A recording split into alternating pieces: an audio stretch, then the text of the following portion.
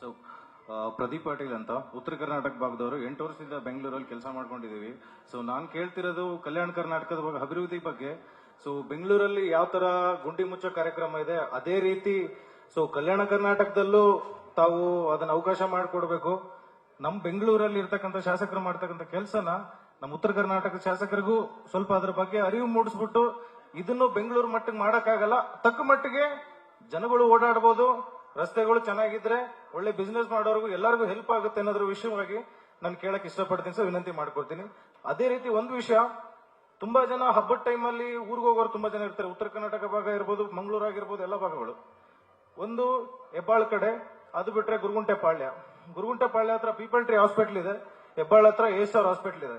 Private ಬಸ್ಗಳ ಹಾವಳಿ ಹೆಂಗಿದೆ ಅಂದ್ರೆ ಜನ ಬಸ್ ಬರಲೇಬಾರದು ಅನ್ನೋ ರೀತಿ ಆ ಹಾರ್ನ್ ಶಬ್ದ, ಹಾಸ್ಪಿಟಲ್ಗೆ ಹಾರ್ನ್ಗೆ ಎಷ್ಟು ಡೆಸಿಮಲ್ ಇರಬೇಕು, ಆ ಟ್ರಾಫಿಕ್ ಅಲ್ಲಿ ಎಷ್ಟು ಡೆಸಿಮಲ್ ಇರಬೇಕು ಅನ್ನೋದ್ರ ಬಗ್ಗೆ ಸಂಚಾರಿ ಪೊಲೀಸ್ ಠಾಣೆ ಬಗ್ಗೆ ನಿಮ್ಮಿಂದ ಒಂದು ಸಜೆಷನ್ ಕೊಡಬೇಕು ಅವರಿಗೆ, ಯಾವ ಮಟ್ಟಿಗೆ ನಾವು ಅದು ಕಂಟ್ರೋಲ್ ಮಾಡಬಹುದು ಅನ್ನೋದನ್ನ. ತುಂಬಾ ಪ್ರಾಬ್ಲಮ್ ಆಗ್ತಾ ಇದೆ ನಾಗರಿಕರಿಗೆ, ಹಿರಿಕರಿಗೆ. ಅದರಿಂದ ದಯವಿಟ್ಟು ನಿಮ್ಮಲ್ಲಿ ವಿನಂತಿ ಮಾಡ್ಕೊಳ್ತೀನಿ sir. Thank you so much.